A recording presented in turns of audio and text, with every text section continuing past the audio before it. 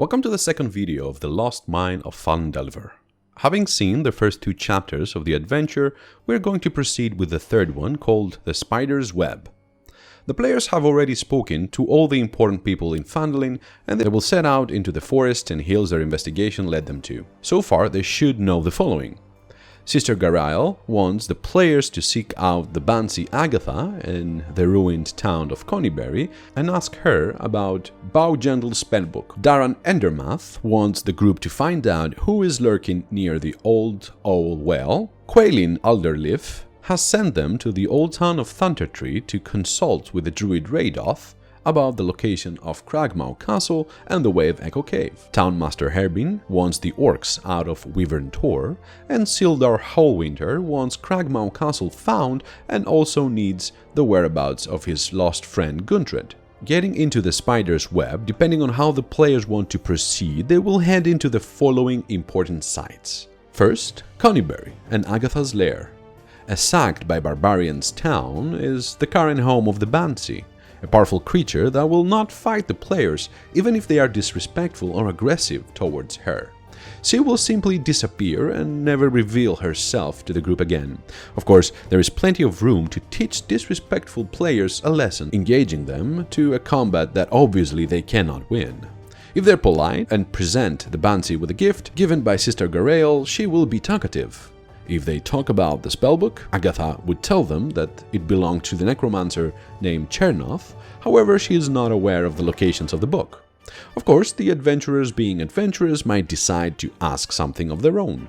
Being a powerful diviner, the Banshee will answer correctly any one question they might ask, be it relevant to the story or not. The second is the Old Owl Well, a ruined watchtower with undead creatures spotted. Is actually home to a mage who is exploring the site in hopes of gathering powerful arcane lore.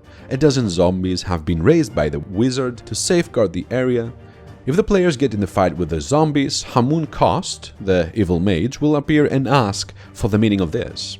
Kost is a red wizard of Thay, a land where wizards tattoo their bodies with their represented schools of magic.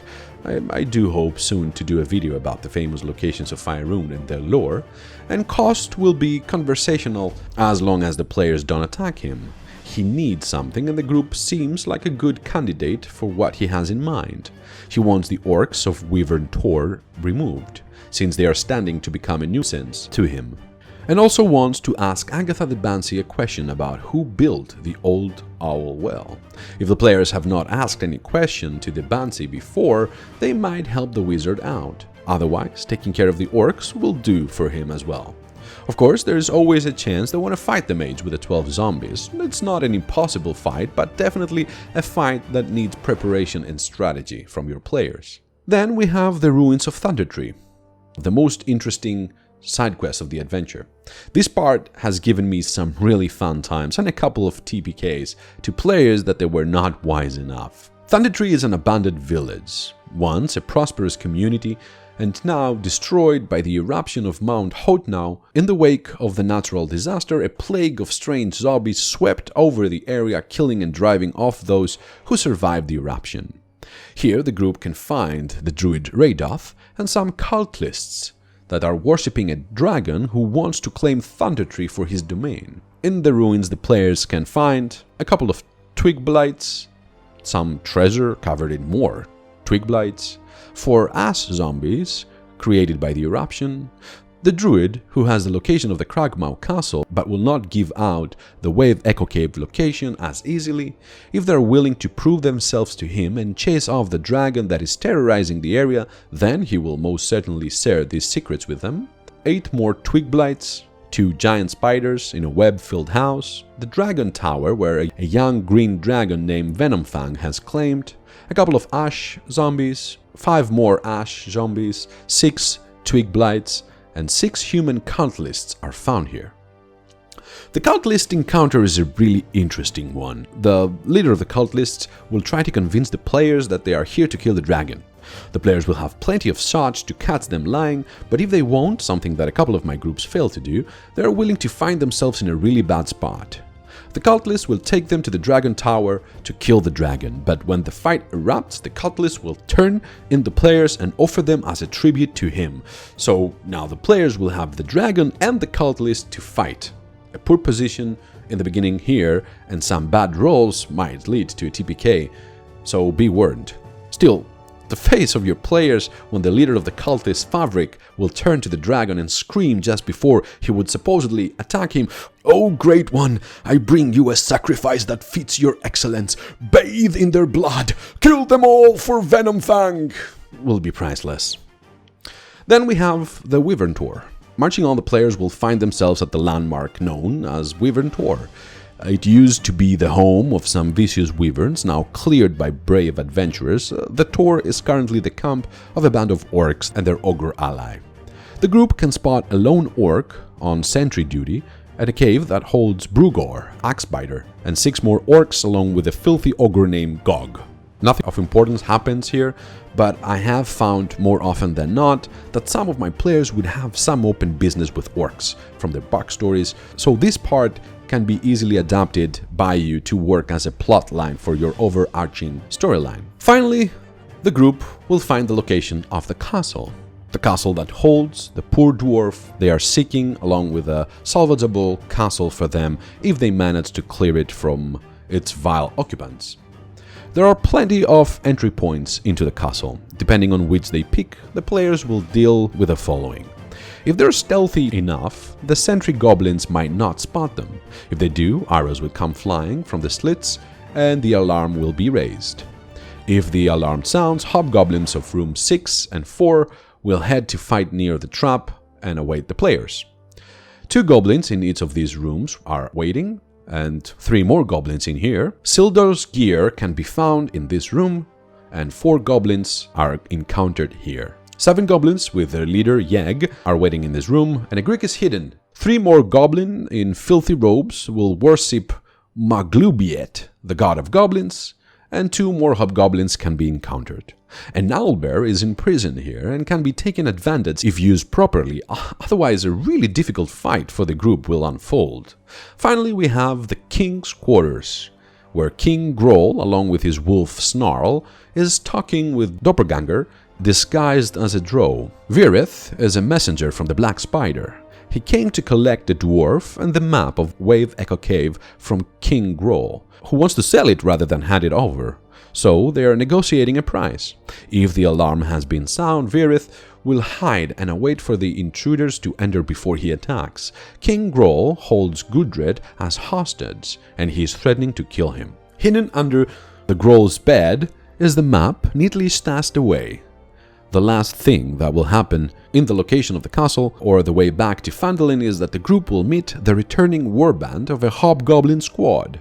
3 hobgoblins led by Targor, along with 2 wolves, will try to kill the players. There can be some smart roleplay letting Targor know that King Groll is dead and he could be the new king, and he could lead this group to another safer place than Cragmaw Castle, since now it's going to be infested with humans. And this will seal the 3rd chapter of the adventure, with the players now hopeful knowing the location of the legendary Wave Echo Cave, and with Gundred eager to head there to find his brothers. The small hook that is always a great incentive for the players is that Gundred is willing to part with 10% of the mine's wealth when it's up and running. The epilogue of the Lost Mine of Phandelver is the Wave Echo Cave, a dungeon that is appropriate for 4th level players. Approaching the entrance of the cave, the players will find a campsite where Tharden Rockseeker lies stone cold dead. Gundred's brother was killed by the Black Spider. Heading north, they will find themselves at the tunnels and to an ochre jelly stalking them. Heading to the east, they will find an old entrance with the Sturgis awaiting their next meal.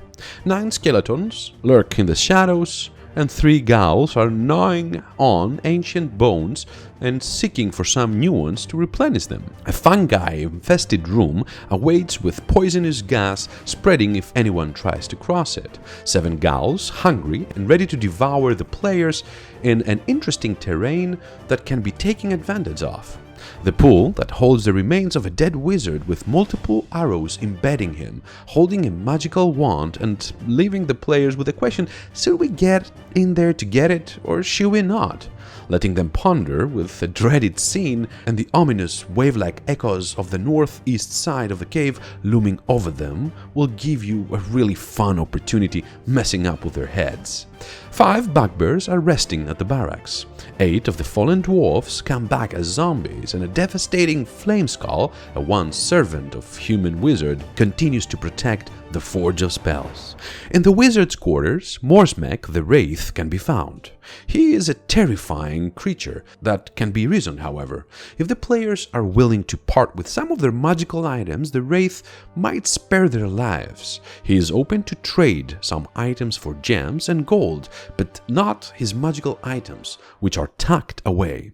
If the characters agree to kill the spectator in the Forge of Spells, he will give them a map of a hidden treasure nearby.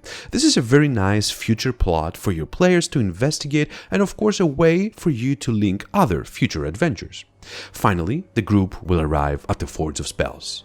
This is the heart of the dungeon, where a stone pedestal holds a small brazier with an ever-burning green fire on it. Items placed here will gain a +1 bonus for up to 12 hours. Here, of course, the players will find one of the most dangerous enemies, the spectator. There are many ways to deal with the creature. Fooling it by mentioning that the group are miners working in the cave is one, killing it of course is another, and if the smarter of your players figure out that the creature with so many eyes is blinded, something interesting will happen. And they're right.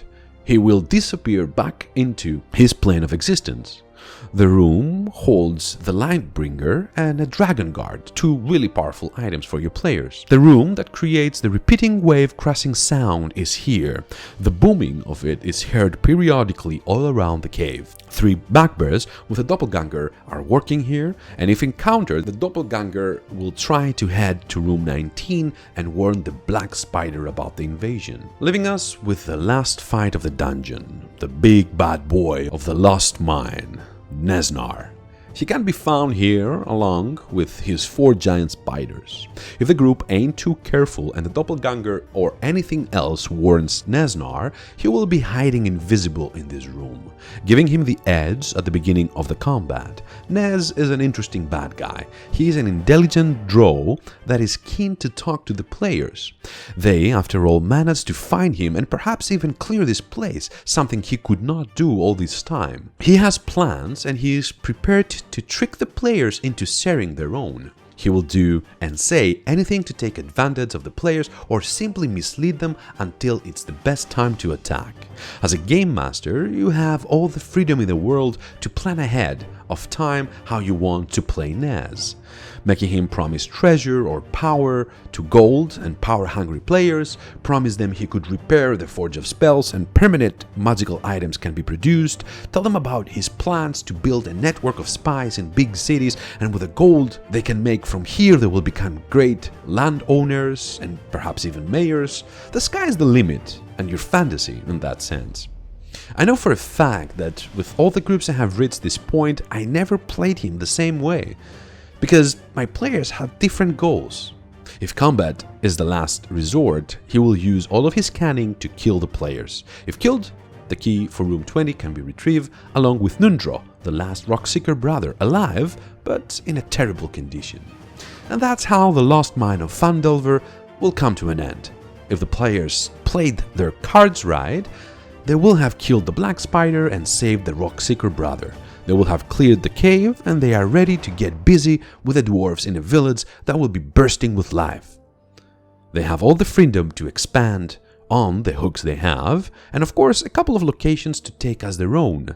They should be 5th level by now and ready to move on to their next adventure. Thank you for being here. I really hope this 2-part analysis of the adventure helped you gain a better grasp as a game master. I have no idea what my next video will be about, but I'm already diving into my dusty library to find out the right books for it. Until then, this was the RPG Lore Master, and welcome to my table.